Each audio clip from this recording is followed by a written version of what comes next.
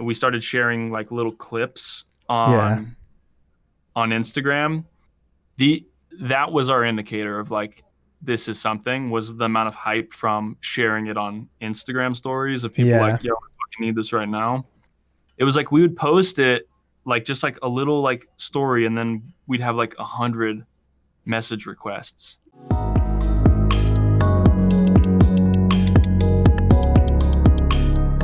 All right. Hey, everybody. Welcome back to the Jesse Nyberg podcast. We have a special guest here today, Kesey from Blkmarket. And What's going don't need much of an intro besides that. So I like your setup you got over there. It's you're kind of putting me to shame. It looks like you're the host or something. Thank you, bro. How long when did you set that up? You were telling me a little bit off air. It's been a work in progress. We built this maybe like 6-7 months ago, but hmm since that point, we've kind of continued getting new audio and lighting equipment and adding to it a little bit. Yeah, I watched that video that you did about like that little rim light. It's a pretty cool. Yeah. I never really thought of doing something like that just because I have a lot less confined space. So it'd be like real weird hanging something, but it does add a nice little touch having that blue right there, Mm-hmm. just off your shiny head, just bouncing You've right kind of off. got that going on now. I guess I You've got just, like you've got like the chill LA, like authentic kind of skater setup going on, man. yeah, what I got these, I just got these old ass bulbs. They're like those ones that when you turn them off, you still kind of see the glow. It's like those Edison Mm, ones, but the only right. downside is they're fucking hot. Like it's like adds heat in here. It's not like an Oh LED or yeah, whatever. dude, it's a nightmare in here. I This bet. room is hot as fuck. I see you recording with like cut off shirts and shit with your fast Yeah, food because it's probably I, hot as I fuck in there. like wear that kind of shit, so Yeah. I'm Um, recording. what kind of stuff were you doing before you got into just like black market and everything in general? Were you just working and freelancing and things? Yeah. So I've had a few jobs, doing various things related to either design or development or marketing, hmm and it kind of transitioned in the black market after my last job. Yeah, because you also have like a kind of a programming background, right? Yeah. And was that just from school and things, and you kind of started with that and then branched into more design, or was it more vice versa? Um, that's a good question, man. I didn't go to school, hmm so not from school. Um, I think there's like this joke that everybody says about like they got started coding with MySpace. Yeah, or Tumblr. I never used Tumblr, but with Yeah. MySpace, that's really how I got started coding and doing design. Um, I had been watching like this dude on YouTube named Graham Fisher, Okay. and he made like these Photoshop tutorials, and he's like playing this Bay Area like rap music, like E40 and shit, and he's smoking blunts in the videos. And Yeah.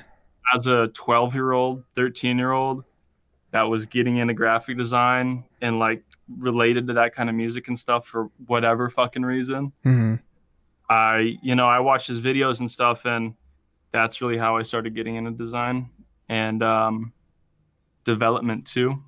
When you were learning that stuff, like through YouTube, through that guy smoking blunts and all that, was that like the main source of knowledge you're getting to learn like Photoshop and different programs like that?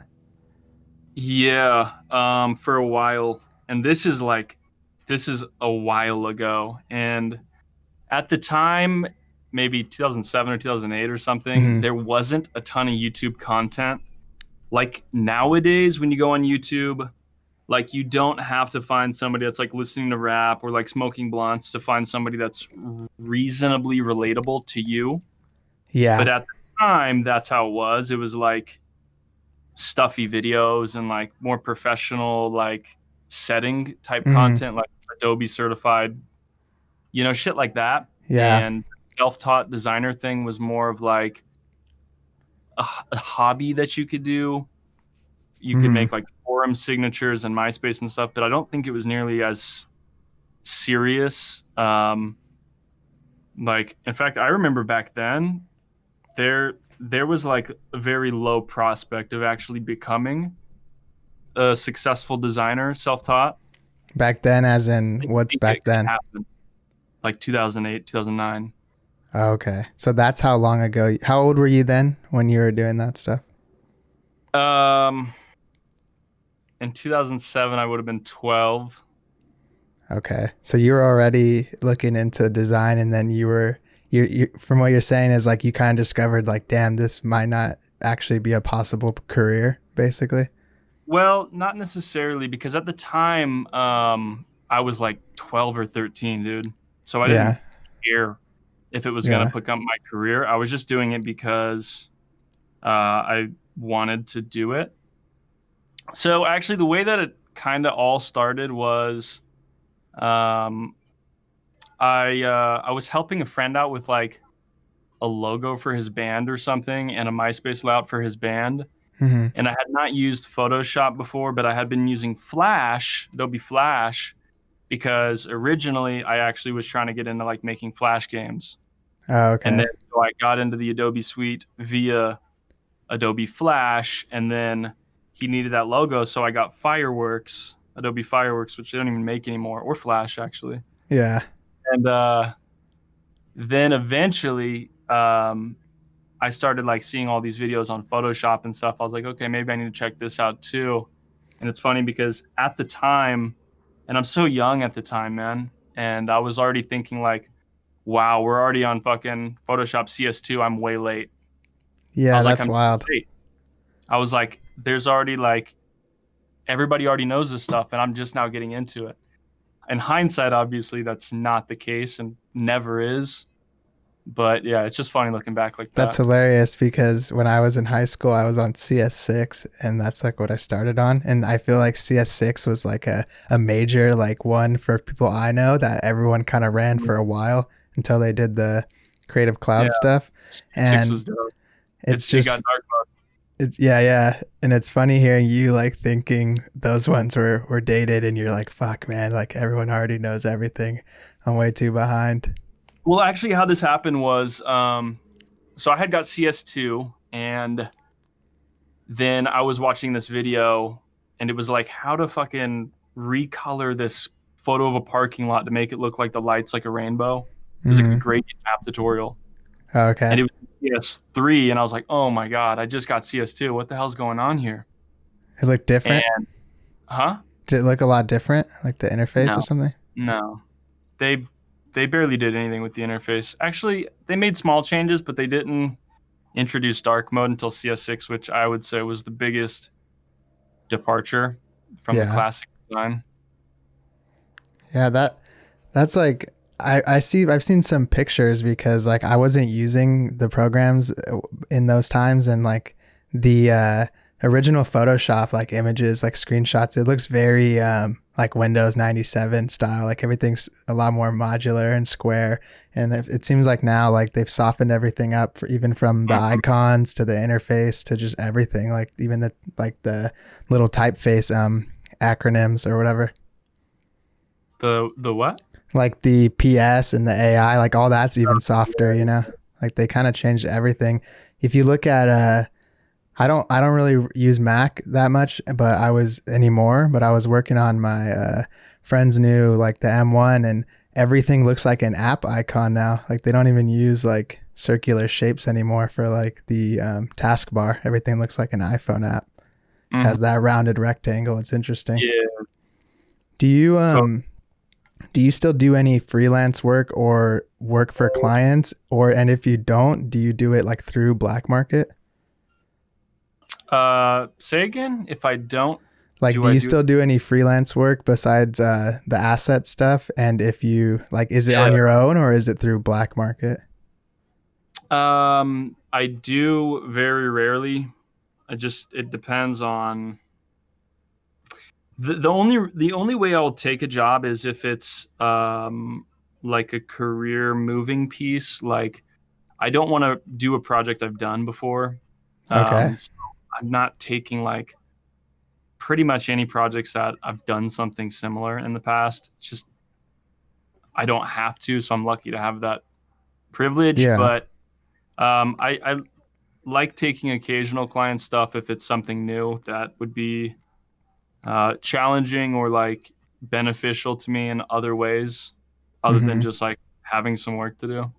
Yeah. And if I do that, then I do it through Black Market.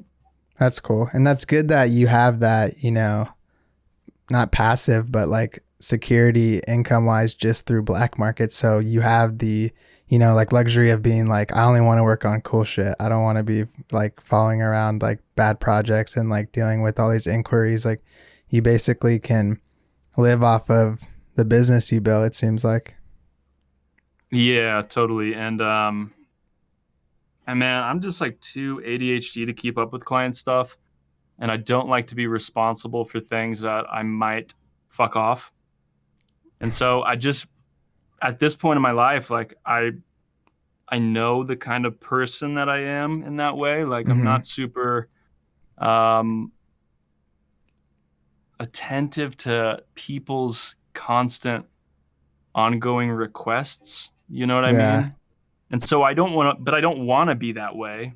And so I'm not like taking the project and then saying, fuck you, like I do what I want. It's just Hmm. like I know I might put them in that position and I don't want to. So I have to be very selective about projects that I know I'm going to be really interested in and will do Yeah. basically.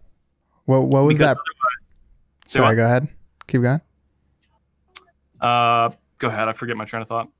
My bad. Didn't mean to interrupt you there. I was just gonna ask you what was that thing you were working on, like that book NFT thing. Oh yeah. So which one? It was like the one with it was like a photo book, I think. It had really big type, and it was like the type that Mm, was super tall and yeah, with compressed. Michael Chena and G Monk. Yeah, so that was basically like a portfolio, and I didn't design that. This guy Michael Chena designed that for this photographer G Monk, and I just did the 3D viz on it. So I basically took their comps and made mock-ups. Somebody told them that I make good mock-ups, and they hit me up for that, and that's how that worked out. That's cool. So yeah, you pretty much just did like the renders, basically. Yeah, we did the 3D and the renders. When you do a project like that that isn't, you know, for the store, you said you would take it through black market. So does that mean that you're still handling it all, or are you passing some of the duties off to like the rest of the team that would be working on, you know, the normal asset stuff?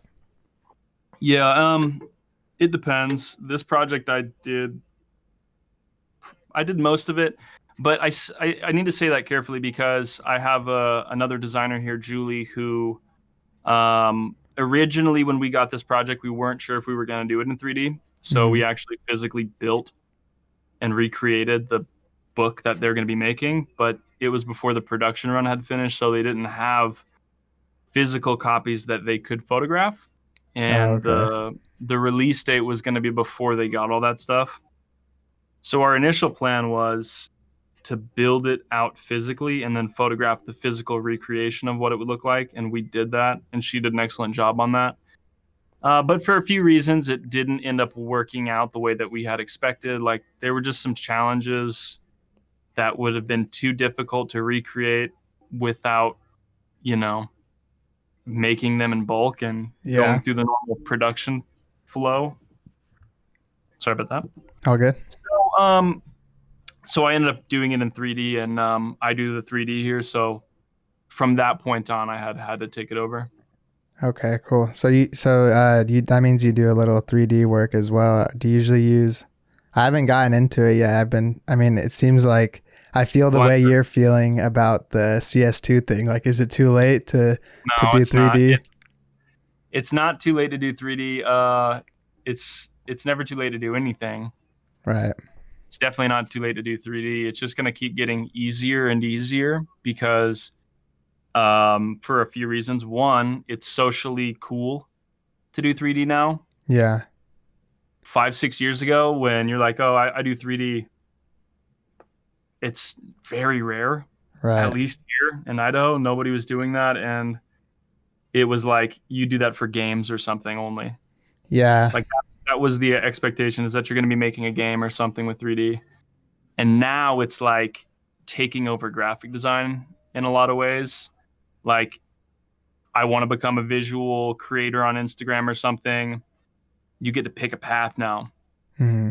It's not just, well, you could always pick a path. You could do drawing or something too, but it's usually going to be like design or illustration or some branch of design. Now it's like I could also do 3D. And we're Yeah. seeing a lot of designers that were originally very design heavy, now basically only doing 3D. Yeah. And It's it's going to it's continue that interesting. way.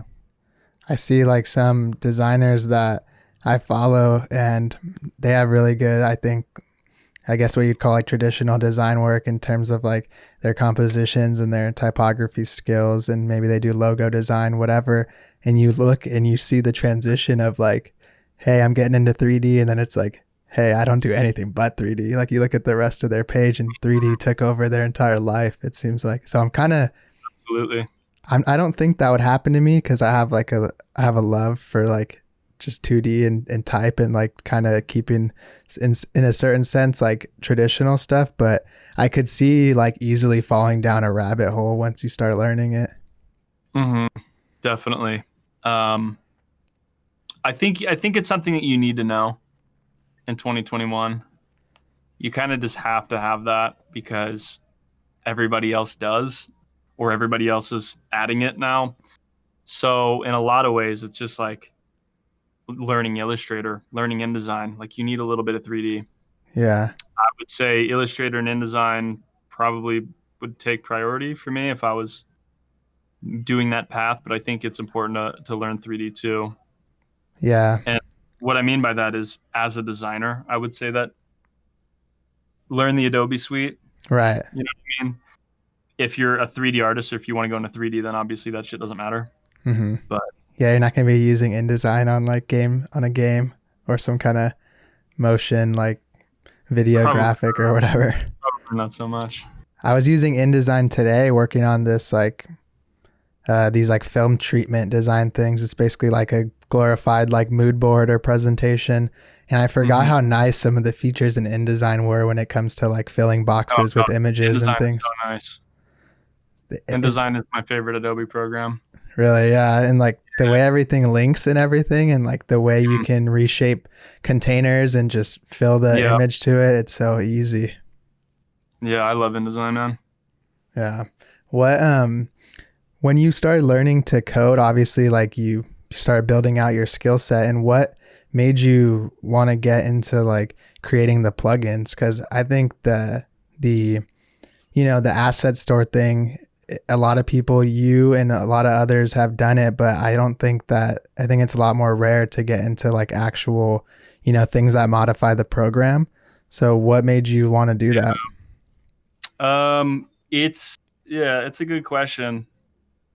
So I think there's a gap in the story here a little bit where it seems like I went from making MySpace layouts to like coding this plugin or something. Yeah. It's not how this happened. Like there's been 10 years in the middle Right. of like building dinky little websites to like learning WordPress and doing Shopify development and other things in development, building other Hmm. websites and like little tools and just playing with code in general, and to the point where eventually when the need comes up, or like I can identify that maybe this would be good as a piece of software, it's not like a huge reach to say, okay, maybe we could do that. It's not going to be like a, too big of a task. So, I mean, imagine like if you had a project that required some 3D and you already know 3D. Hmm. It's like you could do it in 2D. It'd be just fine, but you could also just go into Blender and make, say, a can or something if you're doing like a, I don't know, a can design, right? Right. So if you already have the tools in your skill set, it's not much different than just, hopping into a different program. But to answer the question more specifically, the way that this had happened was I I wanted to make plugins for a while now, and I had been interested in automation and like scripting and stuff. And actually, when Blkmarket first started, like the original idea with Blkmarket was not necessarily the asset stuff. It was, but in a different way. Like my plan at the time, I had been doing a lot of substance designer, Hmm. and I was really wanting to come up with this business of like generating in mass all of these assets programmatically and never having to manually do any of that.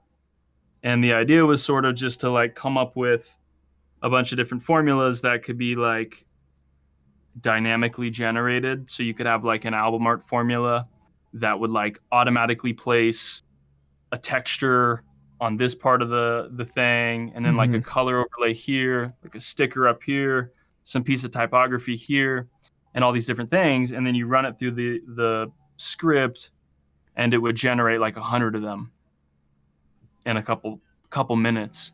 And Damn. so you'd be able to get like literally hundreds of variations of templates automatically while you're sleeping just by building the script and then running it out. Yeah. And I had started by messing with that stuff when I got into it. But then it was like, um, it's too much to juggle doing design and then trying to do all the programmatic stuff. So as when the design asset piece of it started to work, I kind of forgot about the other stuff. Yeah. So let's go back to the other question though. Why the plugins, right? So one, everybody started making assets. Right. Everybody started making assets, man. Like literally everybody. We released this plastic pack, and at the time, it was like kind of a weird thing. It was like, I'm gonna sell these images of plastic, and I had this idea to like photograph them, and it was just like in my room, and I was still working at my old job, and I literally like just got all these plastic bags from like various different shit that I had in my closet and whatever, and just photographed them, and then Yeah. made them transparent. And people like in my family and my friends and stuff were like, "The fuck, man! Like you're crazy." And I was like, because I was like, I'm gonna sell these images. So people started calling me like trash Bezos and shit like that.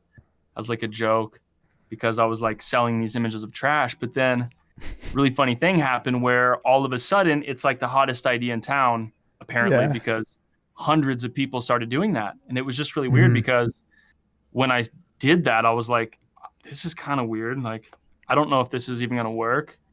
And then the fact that it got ripped off like probably more than any other product at all that I've ever seen, at least of ours, it's just crazy to me. And it got to be that anytime we released something, that would happen like immediately. Like it became a really easy thing to just be like, if you need a side hustle, just go check out whatever we just released and just recreate that. You know what I mean? Yeah. It So I'm sucks, like, but it's true. it just is what it is. Like people with the skill set to recreate the stuff, but that don't necessarily have the initial like hustle to like get out there and like put themselves out there and doing a weird new business idea, Hmm. they can just rip that off because they already see that it's working. Um, so we were always just trying to do stuff that hadn't been done and different stuff. Like we're never looking at what is like, I don't know, X designer on Creative Market doing today that we can steal. Right. We don't start there. We started a completely different area. So we're always just looking for like, what have we not done before that would be really difficult, but dope. You know what I Yeah. mean? Maybe is going to take some people a little bit more effort to catch up or to like rip off. Right. And so with plugins, it was like, okay, I'm going to try to learn this. It took a while really to learn that. Like took a few tries to really get in and do it. Um, but with InkLab, so InkLab started off as like a action pack. It was going to be Yeah. actions to just recreate this halftone thing, and I started playing around with like a UI for it in Adobe XD. And I Okay. was like, it's kind of cool if you could like pick the colors. Hmm. You know what I mean? Instead of just like pressing play. Because what happened is the action pack when you do an action, if you want a lot of variations, you have to have like 100 fucking actions in the pack. Yeah, that's So you could true. have one with like small halftone dots, small halftone dots with like 3 colors, and Yeah. so on. And you end up with this huge pack. I'm like, wouldn't it be nice if you could just choose the colors and like customize it the way that you would a normal app? Right. So after I designed it in XD, I was like, this is how it has to be. And then after that point, after I saw what it could potentially look like, I had no interest in doing it as an action anymore at that point. And I like Yeah. put that aside. And then for like the next 2 months, the only thing I did was like try to learn how to fucking build this thing. Like literally that's all I fucking did. Like I woke up and I worked on InkLab, and then like fucking it's like 5 in the morning. I'm like working on InkLab. I'm like thinking shit, I have to go to sleep so I can like have some energy to do this again tomorrow. Yeah. It's just all I wanted to do. Um, yeah, man. I hope that answers the question. We got a little off I track, think it but answers it enough, and I like that you added the context because fault on my part for obviously you didn't just go from, you know, designing t-shirt mock-ups to all of a sudden knowing how to create plugins. Like you obviously had this journey in between yeah, no. with web design and whatnot. I think a lot of people think that Hmm. Like they because don't know that part. right, because the black market page was like all these assets and stuff, but the thing about the black market thing in general was like at the time I was working as a web developer. So I Mm. was able to build a website really quickly. And so I had the idea for black market, and then like 2 days later I put the website up with the first product on it. Like it was that quick. And if I had not had a development background, I don't think I would have been able to pull it off that way. Yeah, maybe would have had to use some kind of like templates or whatever it may be. Yeah, I don't vibe with that. Yeah, I mean that's good. It's a good skill set to be able to actually see it to fruition, like from the beginning when it comes down to the back end, the front end, and all that. Do you, Right. obviously you spoke about InkLab, and most people know what that is. Would you say that that was kind of like the big turning point for Black Market, or do you think it came prior? Hmm. I mean, like, how many turning points can a company have? I guess as many as you want to identify, right? Because I feel like there's got to be multiple, right? In some Yeah. companies. Then take me through the first one and where InkLab comes into play there. Uh, shit. I mean, how far back do you want me to go? I guess let's start from you launched the website and you listed the first product. I'd say that's like a good origin. Okay. Well, one turning point was getting a sale. That's a big turning point. That's the first turning point of it. If I never would have got the first sale, I wouldn't have continued doing it at all. Yeah. The second turning point was quitting my job and doing it full time, I would say. It's a good feeling. But actually, man, I could get sidetracked with this. What's really interesting is that you're laughing at me, huh? No, I just think it's fine. It's the whole point. We're just talking. You could get sidetracked all you want. I like to Cool. hear, I want to hear how you go through it. Cool, man. So, yeah, what I was gonna say that I didn't realize at the time, and I worry that some other people who are talking about quitting their job and pursuing what they love full time. A lot of people talk about doing this, and it's a really nice idea, and you should pursue that. But keep in mind that it's not what you think. When you have a job and you have to go to work every day, and like somebody else is giving you assignments and giving you the motivation, really, Hmm. it's not really about the money. It's just like somebody else's energy and interest, and like them having stuff for you to do every day. Like you have a place to be that Yeah. keeps you working and also keeps you learning and growing. And then when you all of a sudden go from working full time and like being challenged every day at work to like do these client projects and like interact with people in meetings that you otherwise would like maybe shy away from, but you have to for work, or Right. like doing something hard because your boss wants you to do it. When you quit and you go and you want to do your own thing, all of a sudden, um, anytime those little things come up, like where this is kind of a bitch, or like I'm just not feeling like working today, you're like, I don't have to because I work for myself.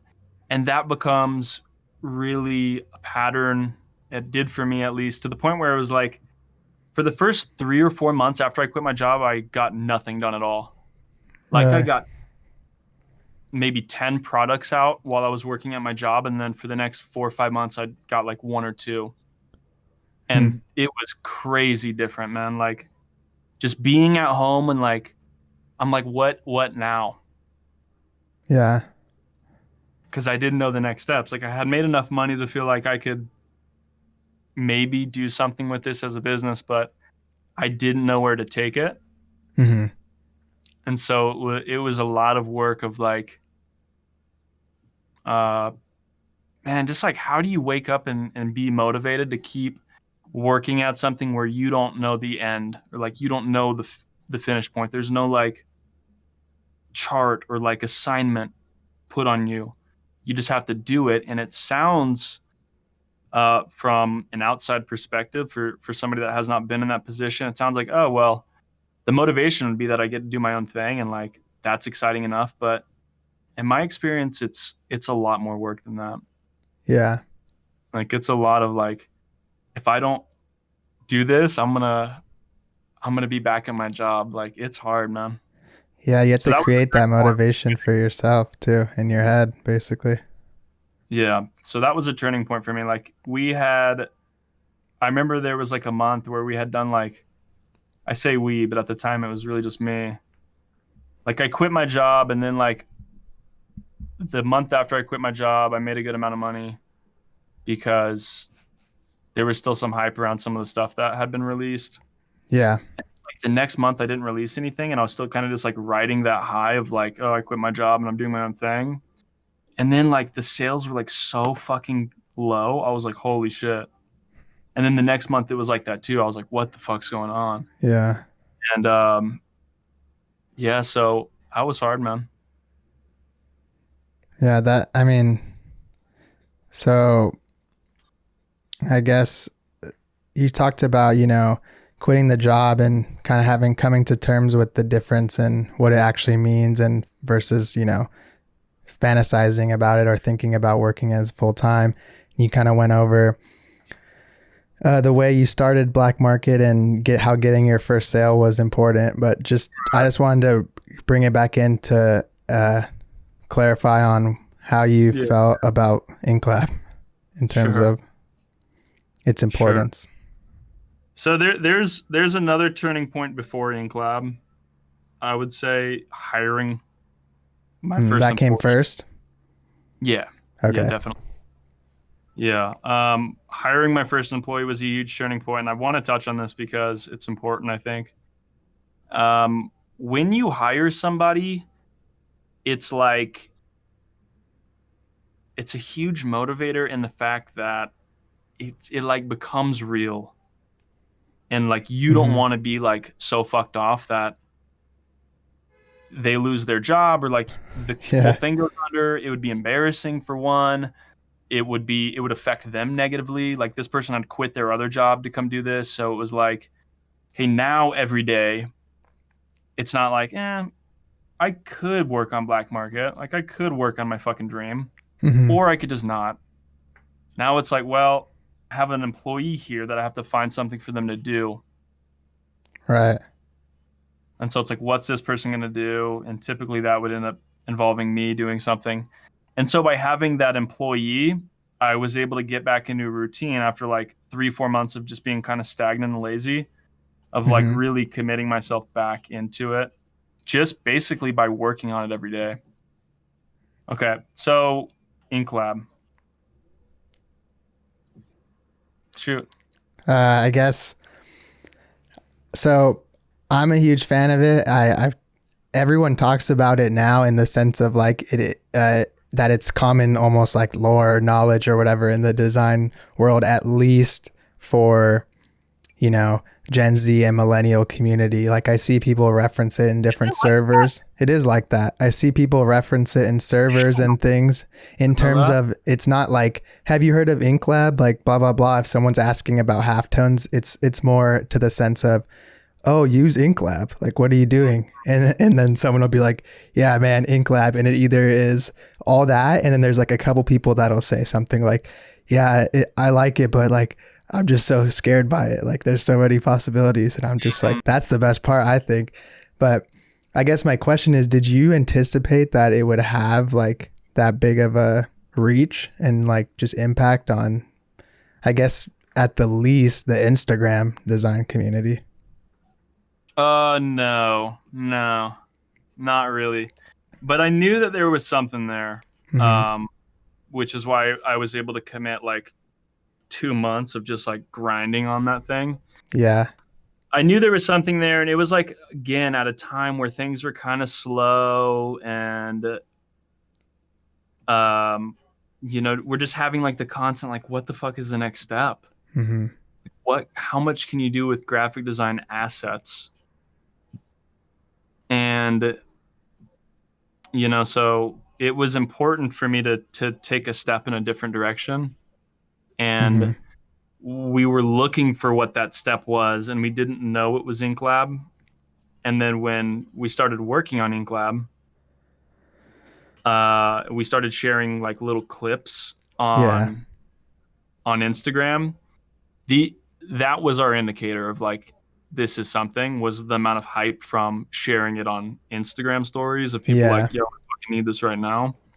It was like we would post it like just like a little like story, and then we'd have like 100 message requests, Hell yeah. 99 plus. So I don't even know how many, because Oh, it's I just like see. Yeah. every time we posted it was some shit like that. So I was like, okay, it's worth doing this. And that was definitely the biggest turning point of the company. To finally answer your question, that You got it was, though. and it's because it took us from being like basically my side hustle where I had hired a couple of friends to like help me out with stuff to being, I think, a real possibility as far as like a long-term business Yep. as a software company. Yeah, that's the difference. So you're saying that InkLab kind of in terms of like what you would title the company transitioned you from a asset store to a software company. Yeah.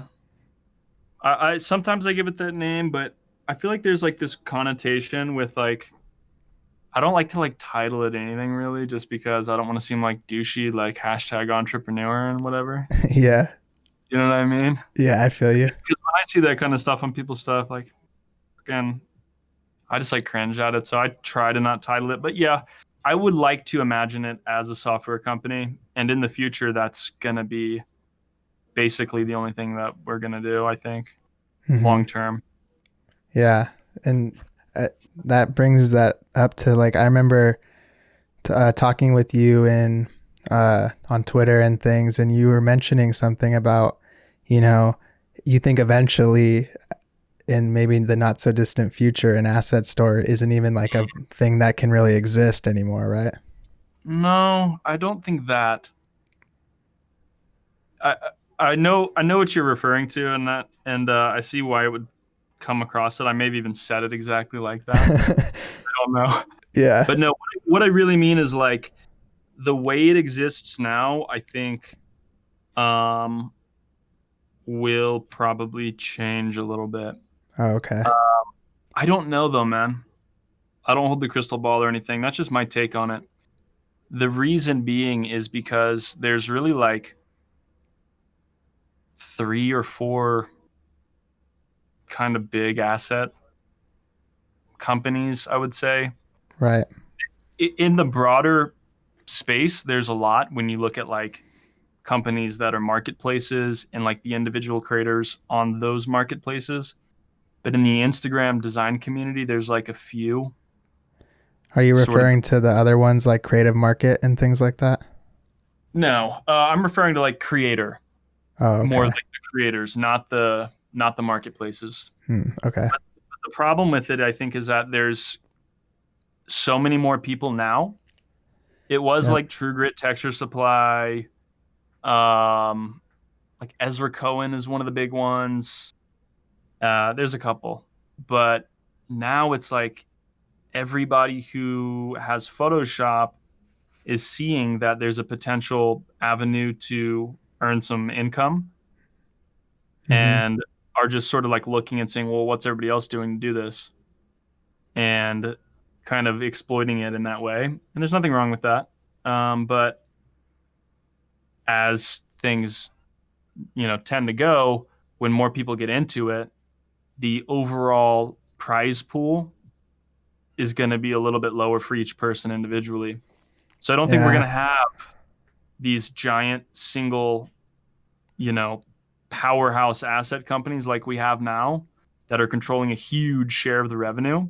I think Mm-hmm. it's going to be more like each individual creator is getting a smaller piece of the pie. Yeah. I think that's a like viable way to look at it. Hearing you elaborate on it, that does make more sense. And I could see it becoming more of a thing where, since everyone's doing these things, the creators that want to survive, that have these stores, they're going to have to maybe narrow it in on the things they want to provide, rather than every single person providing, some kind of texture pack or whatever it may be. Right. And there's only so many texture packs and stuff that you can make. It's Yeah. really I shouldn't say this, but in a way, it's probably true. It's really not necessarily all about the textures or the assets. I've said this to people before who have said like, "Oh, I want to start getting into doing this." Um, it's not really about what you sell. We could sell T-shirts. We could be selling T-shirts or something. It doesn't really matter. It's more just about the branding Mm-hmm. and how you brand whatever it is that you do sell, and how you brand essentially the company. So if a bunch of people are following you and they like you, they'll buy your book Right. or your posters. And you don't have to sell assets. You could sell posters and make the same amount of money or whatever it is. What's just important is that you have an audience of people that want to support you in that way. Yep. I think a lot of people are starting to see that too, though. There's a lot of different avenues that designers can make money now. I see a lot of independent designers making their own clothing lines and stuff. Yeah. That's like everybody has their own clothing now too, which is cool. Right. So I don't know. Maybe it won't be that way, but it definitely does seem like that's sort of the trend. And it's kind of, you mentioned like people are going to like it if they like you. And it kind of brings up, that like 1,000 true fans thing. Yeah. Yep. It's pretty much that, and like for Yeah, anyone that exactly. hasn't heard of that, I can link it in the description. Check it out. It's basically an idea that this guy wrote saying, if you can have these 1,000 true fans, that a true fan is someone who will buy anything and support you, kind of, for, I guess, regardless of what it is, as long as you're continuing with something that like feels like it's coming from you. Yeah. Totally. Yeah. It's super important to have like an audience of people that I guess respect you or believe in what you're doing and want to support you. Um, for me personally, like there's a lot of people who I follow on Instagram and I buy their art or Mm-hmm. whatever it is that they're selling, just like random stuff that they're selling. Like, I saw you do that walkthrough of like your office art. oh yeah, yeah, totally. So I bought a lot of art and like just random other things like clothing and stuff and Right. just like whatever. And it's not even necessarily because I want the stuff. The stuff's cool, but it's more just like here's some money. Like I want to help. Yeah. I see, I see you doing your like little hustle thing, and I want to help with that by giving you a little bit of money. That's really the best way to help Right. And it people feels that are trying to genuine. give them some money. Yeah. And it doesn't feel as weird. Like it would feel probably maybe weirder for that person if you were just like, here's money, regardless of if you Oh want yeah, the you don't want to thing. do that. They have to do Right. something for it. Yeah. It's not a donation. I'm not donating you any money, but I Yeah. am totally willing to buy something if you put effort into producing something worth buying, Right. you know?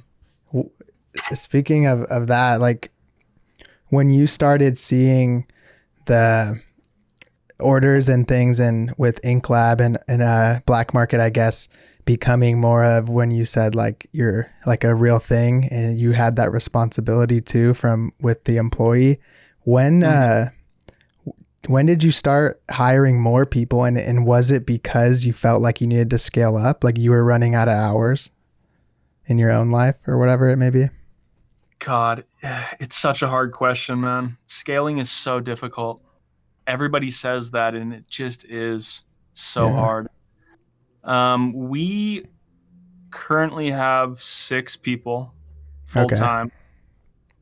We work in the office like a normal job, Hmm. health insurance. Like it's like a legit job, which is crazy for me because it's just, I don't know, man. It's like my business. And so it's weird for me to Yeah. think like we're to that point now. Right. And, but it doesn't start that way.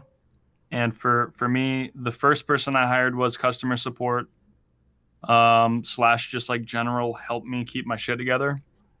You know what I mean? Yeah. It was half hiring somebody because I needed help with customer support and half hiring somebody because I needed that responsibility. The second person we hired was a video editor. Mm. So it was a pretty big step. I was like, I'm going to hire a video editor and then we'll make YouTube videos about like just trying to build this company.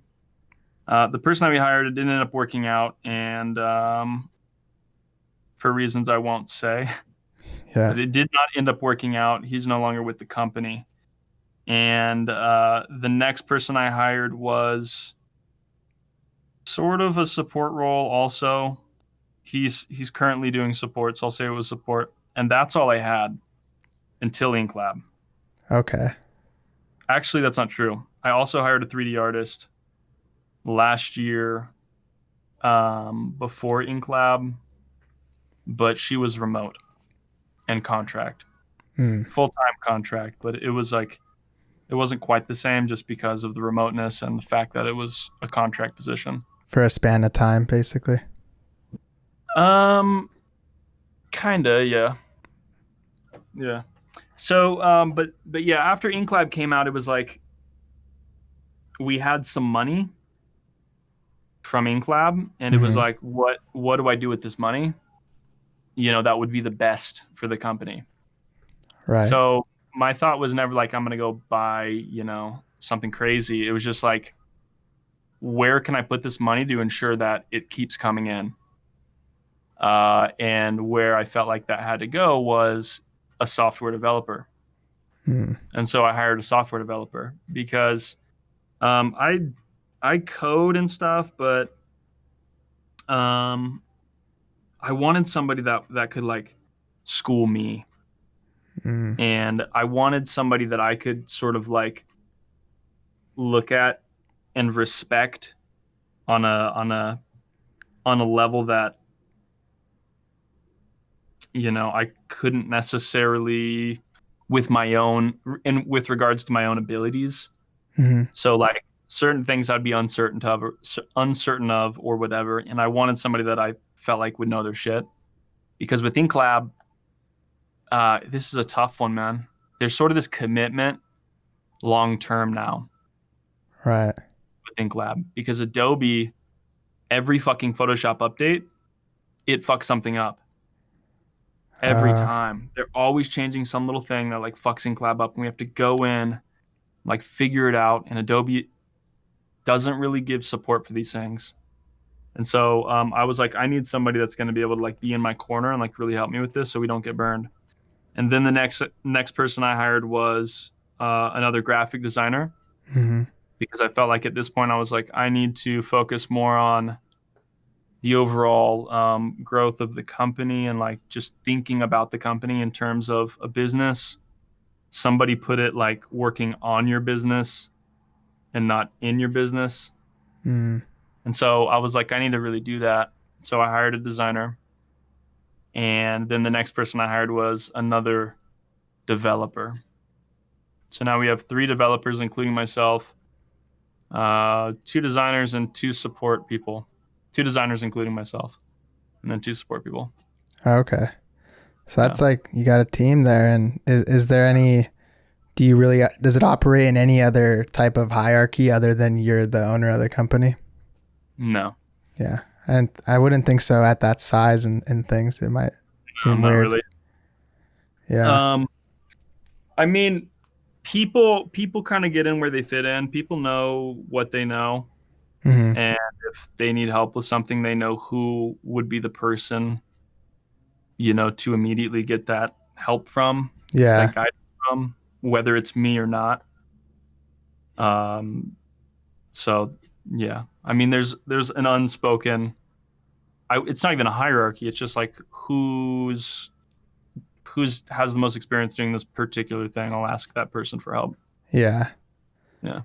Yeah, and I remember you mentioning something about the hardest, like one of the hard things about scaling or hiring people is you don't want it. The goal of it is to them provide value and take work, that specific work away from you. And you were saying if it doesn't work out right, it can easily become, it's creating more work for you having to like monitor like their work or whatever it may be. Yeah, it totally is. It's like when you hire somebody the first, and this is how it's been for me, but I assume as you scale and you have more like middle managers and stuff like that, or like art directors, Yeah. it wouldn't have to be this way. But for me, it's like the first 2 or 3 months is usually like a slow training period of like getting the person familiar with how we operate, getting them trained up on like this is how stuff needs to be done, like this is the quality we're looking for, whatever the case is. Hmm. And those few months are like really like it's all of your attention's on that person, kind of. So in a lot of ways, you don't get more done just because you have employees. In fact, I found that in some cases you get less done Mm. because you're doing payroll, or you're like writing emails about some new project and you have to type up all the details, or you have to like fucking look at your like revenue and shit and like calculate like what the hell the next step is going to be based on that. So you're not necessarily doing the stuff that you would otherwise be doing. Yeah. And if you're the most efficient person to do it, then that means that you are you're going to be sort of at the mercy of somebody else's level of productivity. And I'm not saying that anybody here at Blkmarket's productivity is like bad or anything. Hmm. It's just the fact of the matter. Yeah. Like when you hire somebody to do something that you would otherwise be doing, you can never expect that it's going to be a direct one-for-one substitute. That makes sense. This is a little bit off topic now, but I wanted to ask you this when you were speaking about, the different things that you've done with Blkmarket. If you were, let's say, I'm just your average consumer, maybe a designer, younger designer, wanting Okay. to buy something from Blkmarket. If you were to only be able to recommend that person one thing that you've done with the company, like one product, what would you recommend them buying? If you could only buy one product off Blkmarket, Hmm. I don't know. I guess that depends totally on what you're trying to do, Yeah. because everything serves a different purpose. Yeah, that's fair. I guess What is it is specific that way. what is my favorite thing? Like what is my most used thing? Maybe I could answer that. Yeah, go for that. Probably trash machine is my most used thing that I use the most. Okay. And Yeah. that, I mean, what that does has become similarly to like what you said about the plastic. That's Oh everything. yeah. Yep. Totally, man. And God, when I do these things, when I put these things out, I look into it first. So I'm always like, has somebody done this before? And if they have, I Hmm. don't want to touch it Right. because I don't want to be associated with like having stolen somebody's shit. Right. I'm not going to touch it. So I looked this thing up and there wasn't really a technique for it. And so I just started messing around and I figured out a little technique for it. And then now it's really funny because like people are just haters on the internet in general. Of course. People love to hate on the internet. I Yeah. don't know why, but it's just like a thing. Not everybody, like it's also very supportive, but um so now it's funny because like we'll run ads and stuff. We don't really anymore for Trash Machine because it's so done now. But like, or just in general, people will say Trash Machine, and then other people will be like, or you could just fucking do this to do the same thing, and they're literally listing all the steps in the action. Right. And these are like really weird steps I don't think somebody else would have like necessarily went to, because there's other ways that you could have done it that probably would have been easier to come to the same conclusion. And Hmm. so the fact that they would like say the specific way that Trash Machine works just makes me think people will like hate on it and be like, oh, it's so easy to do this yourself. But I think it's super universally known how to do it now because people picked apart Trash Machine and spread that knowledge around, which is fine. Yeah. It's just fine. Yeah. But That is funny. It's like buying, like some ingredient or like some product from the grocery store and then telling someone like, nah, you shouldn't buy that. Like, this is how you make it, and just listing the instructions on oh the yeah, back or something. it's stupid, man. Like people will anytime like I don't care about this stuff anymore when people are hating or whatever. It just doesn't even bother me. I really just don't care. But one of the things that comes up a lot is like people always want to say, "Oh, I could make that myself." Who gives a shit? Who Yeah. cares, bro? Go make it then. I don't care. Yeah. But That's people like a, do that. People will be like, "I could fucking do this in 2 minutes by myself." That's fine. Go ahead, man. The what I compare it to, and I've had to come up with a comparison for this just because it comes up so much, is like everybody knows how to make a fucking burger. How often are you really in the kitchen cooking up a burger when you're having a burger? Usually you're probably getting a burger at like McDonald's or whatever. right. No, like you could make a lot of stuff that you choose not to because it's easier to spend 4, 5, 10 bucks and get it done by somebody who's doing it every day. Yeah. And if it goes wrong, you're not liable. They are. Mm. If it doesn't work, you're not the one that's liable for that in a way. Yeah. So Yeah. The so that's my burger is a good analogy for it because I just don't understand that.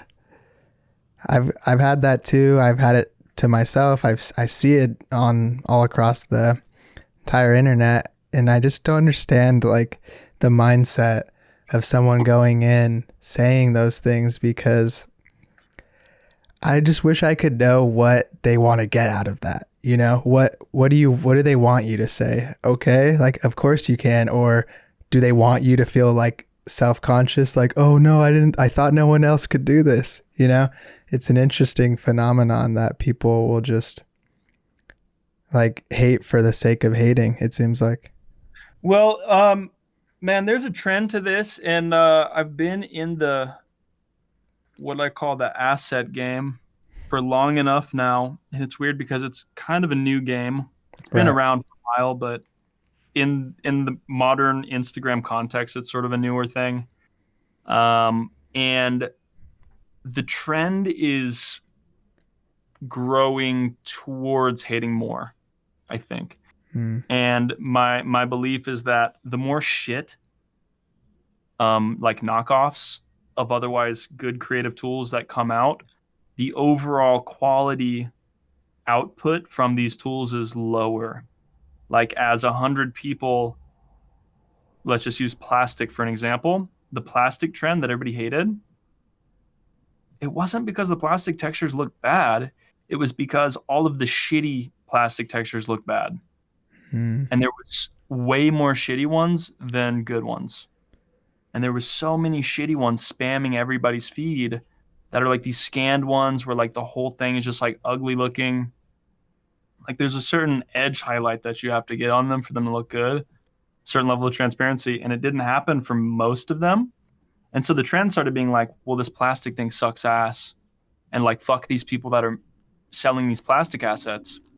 And it's similar with any of the assets. So now it's like people are so sick of getting spammed constantly with all these shit assets Yeah.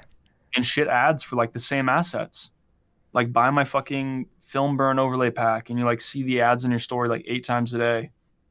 And so I think now people just have this reaction to like this asset thing in general, which is that it's like a negative. Yeah. Yeah, and it dilutes the overall image of these things when everyone's doing when the bad ones exceed the good ones. It totally does. It's sort of like how on Amazon, and there's a documentary about this that I was just watching. Um, there is now on Amazon, there's this big problem of like small businesses who make really high quality products not being able to get any sales because these big overseas companies with factories who are able to like bulk manufacture cheap shit Mm-hmm. steal the design from these small businesses who actually put work into making a quality product that doesn't suck. Mm-hmm. They'll just steal like the basic idea of the product because that's all it takes to get the sale. The product doesn't have to be high quality to get the sale. It just has to look like the high quality product from the photo. Yeah.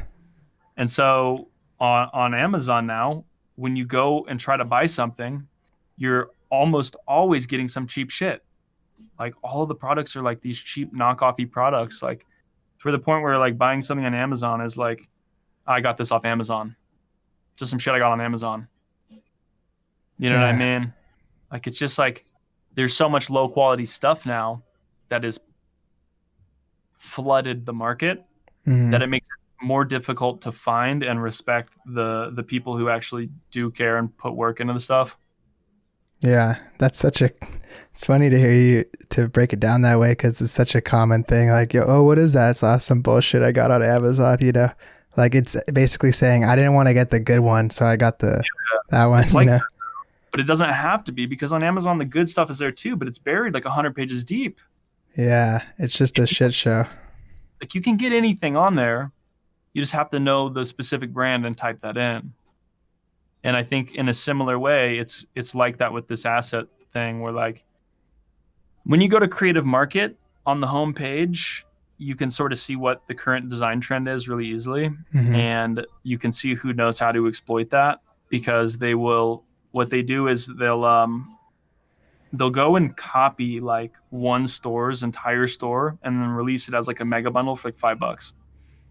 Yeah.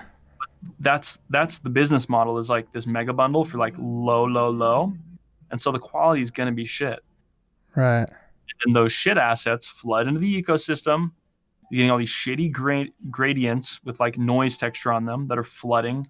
You get these shitty gradient map packs where the gradients don't look that good, Mm-hmm. and then the style, as a result, the style in general starts looking really tacky to people because they're so used to seeing that style with all these shit assets. And then it Yeah. kills it. So stickers got killed that way. Plastic got killed that way. Halftone is getting killed that way. A lot of stuff is. Yeah. Even the ink bleed. Even the ink bleed thing. If people don't know how, if people don't use it correctly, it looks bad.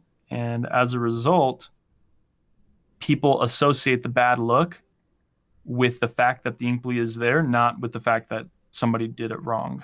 Mm-hmm. And so Yeah. what you'll see is like these posts where it's like, oh, kill this trend, kill the plastic trend, or Yeah. whatever. And it's funny because it's like all it is a texture. Right. People look at these things as like an overarching trend is when I feel like the problem Mm-hmm. emerges. It's just a texture that achieves whatever the specific goal for the texture is. If you need something to look like it has plastic on it, you would use a plastic texture. That's like that's all there is to it, right? So Yeah. it's not like oh, fuck all plastic textures. It's like fuck these bad ones that are flooding the whole market, Yeah. and and as a result, that has killed a whole style, which Yeah. was a style. It was it was a cool style because it was like these cool, high effort digital recreations of physical things that are sort of disappearing, Mm-hmm. and in that way, it was very cool. But when people realized you could fucking profit off of the fucking junk drawer and your mom's scanner, it totally killed that whole style. Plastic actually killed the black background trend completely. Yeah, I guess they do. They kind of had a parallel path, in their life. What I thought of this when when you were talking about Adobe, and I kind of just didn't want to mention it, and we went off on a couple other things, but you mentioned to me, so InkLab and Reactor and these plugins that you guys create, they obviously have code and are intricate, and you say they get manipulated or messed up every time there's an Adobe update, right? So would you ever consider selling them to Adobe if they offered you money for that stuff, like to natively include those functionalities? Um, I think it's a possibility. We've been in contact with Adobe a lot about various things. Mm-hmm. They have like people there who their whole job is just to sort of like find these like niche things that they could buy Mm-hmm. and then profit from. And we've been contacted by those people. Okay. Sometimes it's like for like little like, oh, will you guys like release like free assets for like our, you know how when you open Photoshop, there's like all these free assets you can download? Yeah. Like they'll contact you for that. Like, can we put your assets in there for free or whatever? And so, or for various other things. And so I think when if you start to build those relationships and do that, then there's maybe potential for them to buy the company. I Mm. don't think that they would buy the tool and integrate the tool. I think they would want to buy the company. Yeah. So would you not do that then, or would it just come down to the situation? Would I sell Blkmarket to Adobe? Yeah. Mm, maybe. Yeah. How You much can't. money are we talking about? Yeah. You can't give any definitive answers, obviously. I have other business interests, so if they were gonna come through and like drop a fucking bunch of money or something, like millions of dollars, then maybe, Yeah. because it would help me fund other ideas that I have that we're gonna do either way. Yeah. But it's not like something that we're planning. No, we're not actively planning to like sell the company to Adobe or anything. Yeah, in the way of like other startups may operate in turn, like they're sometimes most startups these days, their goal is to get encompassed by the bigger brother of whatever that industry is. That's not really our goal, but I could see it happening in the future Mm-hmm. if we run a successful business in the creative niche that's heavily tied to Adobe, it would make sense for them. Yeah. They just purchased the Substance Suite, and I think that was a huge move for them. Yeah. Did you see that? The Substance Suite, you said? Yeah, No, I haven't seen it. yeah. They just purchased Substance, which is crazy, crazy move. Probably, I think that's their best move, Really? possible move to date. Yeah, I was really impressed by that. I'll have to look Substance into that. is a bigger, much bigger company than Blkmarket. I'll just say that. So Yeah. it's not actively on the menu or anything, but yeah, if anybody I from feel Adobe's it. listening, you guys have like big pockets or something and want to buy Blkmarket, maybe. I don't know. I'd have to think about it, man. Yeah. Obviously, If you're you not going to. get an email or something and it's like, yo, can we buy your company for all this money? Even if I'm not actively trying to sell, I might think about it. Yeah. Yeah. I mean, you're always going to have to, got to keep your options open, and everything is ever changing. What, Right. you spoke about, the size of this company and the one they bought. What, I guess, it's maybe a little more broad for you in terms of this question, but what are some of your future goals for Blkmarket, like overarching big picture stuff? I think you will see a trend probably towards more in the way of software, Mm-hmm. pretty heavily. That's the direction that we're gonna go. The hard part is that with the asset stuff, it's really difficult to scale. Yeah. Really not something that you can hire somebody else to like to do. It's tough. So you really have to be there in the trenches doing stuff. You can outsource not outsource, but you can have employees do certain aspects of it, Mm-hmm. like production steps and stuff like that. But it's difficult to have somebody else do like the branding aspect of it, which is the most important part. Mm-hmm. And so there's only so much that one person can do. With software, on the other hand, you can scale at the rate in which people use the software. Yeah. So it's less about how much content you can output and more about like how many people are going to use the piece of software. Yeah. So So go ahead. so one of our goals is actually I don't know if I could say this. All right, you heard it. It's top secret. Do you if you can't talk about some of that, which respectfully so, because I remember you mentioning to me on the smaller scale about how you find it hard even being able to tease some of the things that you want to be doing because you're not afraid, but like you're pretty much sure that someone will rip that off before you even get it to market. Is that pretty much was your thought behind not talking about some of the future plans? No, it's not really like that. It's more that I don't want to talk about something that isn't for real. Unless the product is coming for sure, for real, and it's like, I'm going to fucking make it, I'm not even going to talk about it. Yeah. So I'm not like, oh yeah, I've got this great fucking big thing coming in like a year. So I wait until it's done and then I talk about it. Yeah. Because that, I have something to show and then I talk about it. yeah. And that's how it's always been with Blkmarket. Pretty much. At the beginning, there was some things that I was like, oh, we're going to try to do this and this and this. And I wasn't end up able to do those things because they end up being too difficult. Mm-hmm. And it wasn't like a big deal. Like nobody said anything about it. And we were like 2-3K followers at the time. But I made the decision at that time. I was like, I'm not going to do that. So I'm just going to kind of do my thing. And when it's done, I'll show people. But to your other point about people ripping the stuff off if you share it, yeah, they do. They totally do. The thing is, there's only so much you can do about it, and it's not that big of a deal, really, at this point. Like, we've been ripped off so fucking much, man. Yeah. And I'm friends with a lot of people that have ripped us off. Like, I have no beef with a lot of these people. And at first, it's different. At first, when you first get ripped off by somebody, it's like you kind of have to gauge their intentions. You know what I mean? Mm-hmm. Is this a quick money grab, or is this person serious about getting into this business? Right. Are they going to do it differently? Are they going to do it better in some way? Or is it just a quick money grab?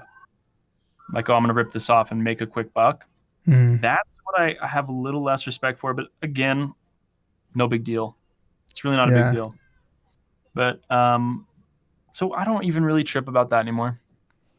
If somebody's going to rip it off, they're going to do it no matter what. Yeah. Whether I share it today or whether I share it in a week when it's out. So I think it's actually better for us to just like share like little snippets on the story and not worry so much about policing what people might do. Yeah. We used to do that pretty heavily, and you just can't keep up with it, man. And that was when we were a smaller business and when I was a little more stressed out about like paying the bills and keeping everything running than I am now. So my attitude has changed more towards like, if somebody wants to rip it off, then okay, they will. When they do. So obviously they do. And it kind of goes without saying, I've seen, and you've spoken about it. When that first happened, when you were maybe, go back to younger Kesey, Blkmarket's a smaller operation.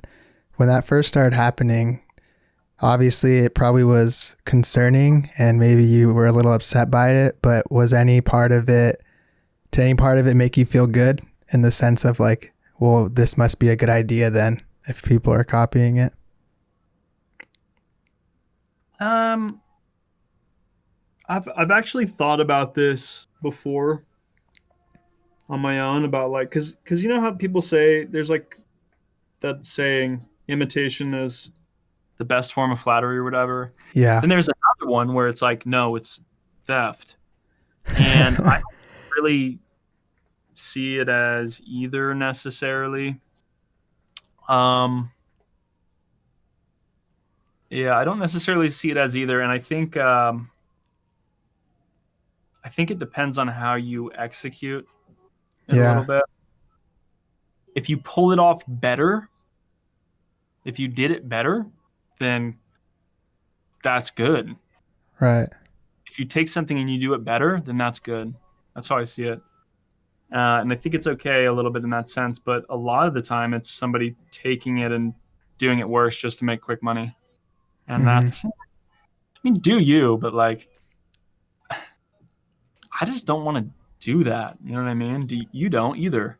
I don't want to Like, do it, and it sucks you're grinding on seeing. your podcast, doing your thing, like your way, like Yeah. interviewing small designers and stuff like that, and not trying to be like fucking every other thing. You know what I mean? Hmm. So I think a lot of people have the wrong impression about how to go about this stuff, and it's like, um, let's just rip it off and make a quick buck. And so to answer the initial question, which was, is it like, it wasn't, is it flattering? It was more like, does that mean that you have a good idea if somebody's ripping it off? No, definitely not. And what's really funny is when I say I Yeah. thought about this before, what's really funny is our competitors don't know what sells well. Yeah, that's a good point. They just don't know what we sell the most of. Hmm. And so people always are like ripping off products that we've sold like $100 of. And it's funny. People like try to rip something off and they'll like copy it like one for one. And I'm like, why are you copying that? Yeah. That was garbage. Like we didn't even sell that. Like they don't know what to copy. It's funny because Yeah. we put out a lot of stuff. Like a lot of the stuff we put out, we haven't even posted. Hmm. Like there's a lot of stuff on the store that's just like random shit that we upload and it's like not worth posting about. And yeah.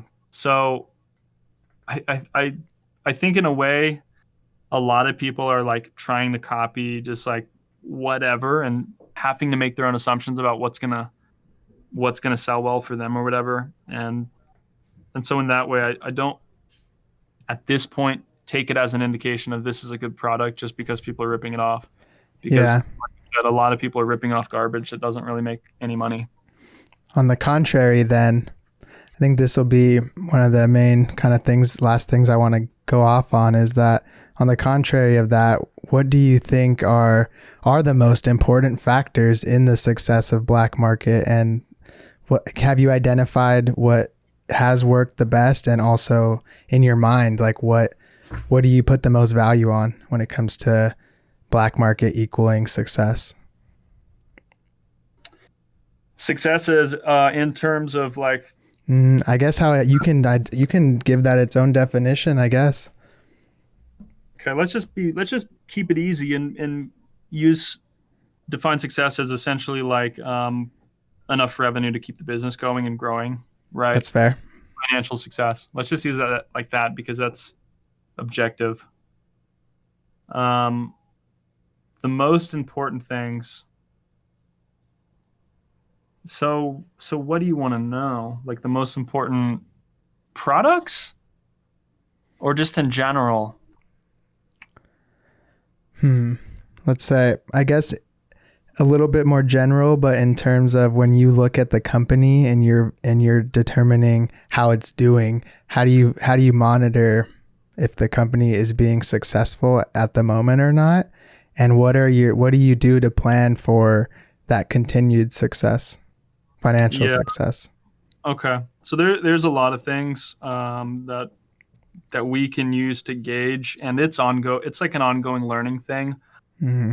I've had a lot of revelations really in the last like 3-4 months like there was a year or so that was really, really slow Mm-hmm. where we kind of like got through the year, but like no huge moves were made really. And so as we've had some of those periods, and then we've had some successful periods, and we've had enough data now to really understand when we're doing good and when we're not. I think when we're getting a lot of messages, a lot of DMs, a lot of message requests, that's one indication that we're doing good. Mm-hmm. Um, a lot of customer support emails in a way, just funny. Yeah. Like if you have a lot of people emailing you asking for help with products and stuff, it means that a lot of people are using the stuff. The biggest one obviously is just like sales. Right. Is stuff selling and what is the trend? Sometimes you can coast for a month or two off of like something old Mm. that was like hot a month or two ago, Yeah. and you can coast, and so you're not sure for the next month or so, like, am I coasting right now, or are we on the upswing? And now we can kind of tell more because we've had enough months to see how that looks. Right. The most, and then also growing of the following on Instagram. That's a good point. Is the IG growing? The first year we got like 50K followers or something insane. Maybe not that much. It was like 40 or 50K in the first year, and then Yeah. now we're only at like 72. So the first year we did so much, and then it's been slower since. The last year was really slow. Some months we got like 400 followers in a whole month, and you'd think after you have such a big following, it snowballs and stuff. But I think Instagram's algorithms just like doesn't work that way. So Yeah. sometimes it's just slow, and Instagram, unfortunately, we're sort of at their mercy in that way. Yeah. But yeah, the big indicator is really sales and growth on Instagram, and then the other things like DMs and emails and stuff are just sort of like that's on like a daily basis. Right. So we get like 20 emails. We're like, okay, today's a good day. Mm-hmm. You know what I mean? Or if like Yeah. a bunch of people are DMing asking about a product that we just posted, it means that this is going to be a good product. But in a broader sense, like in terms of on a monthly basis, it's just sales and how much did we grow on IG this month. Yeah. Cool. Lately, it's been picking back up again. And you asked how we keep it going. Lately, it's been picking up, and I find that it's the daily posting. Mm. It does Daily work. posting. Yeah, it's been important. And on a day to day, you don't get as many likes in the posts. But who cares? You just have to post to keep people reminded that you exist. Yeah. People are like Definitely. thinking about your page. Nobody's thinking about your page ever, unless you put it in their face. Right. And so you have to kind of get over the idea of like, oh, I'm spamming people. People are just scrolling. They don't care what you post. Like they're looking at like 100 things. You know what I mean? Your Yeah. one post isn't like spamming to them. So you have to do it every day. And since we've been posting every day, it's been really helpful. We've gained like 2K followers now in the last couple of weeks, which has been nice. With all the gradient map stuff too. Yeah, so the gradient maps we did a daily post for like 9 days. Yeah. And what you'll see is like the first time you post it, you get a ton of likes, and then every day after that, you get progressively less and less as people get bored of it. Yeah. And then you have to mix it up. It looks cool though. I like seeing like the tiling and stuff. It's Yeah. just like nice to look at. You get those every once in a while in your entirety of your grid lifespan or whatever. Yeah. Yeah. Yeah, we put them all up on there because I was like, these would look really good together. Yeah. Other than that, I do really appreciate you kind of giving me some insight into a lot of that stuff. And is there anything that you wanted to mention in terms of Blkmarket? Plug anything, any things you want people to know? Nah. Fair enough. Come check us out, man. Come check us out. Come look at our stuff, and like if you like it, then Yeah. get on board. If Follow you us. like and it, whatever. you like it. Yeah. Awesome. Thank As far you as again. stuff, like, the best place for you to like see any plugs of anything is just like on our story or on our things. You know what I Hmm. mean? I don't want to plug anything right here, right now, because basically for the reasons that I already mentioned earlier. Totally. There's things I want to talk about that I'm having to like not. Hmm. I You know? understand. Well, thank you again, Kesey. Appreciate you sitting down, taking the time to talk with me. And everyone, if you don't know about Blkmarket already, definitely go check it out. Immensely helpful resource for pretty much any designer can add to their toolkit. And thank you Thank again. you so much, man. I really appreciate being on here. Thank you. Peace out, everybody.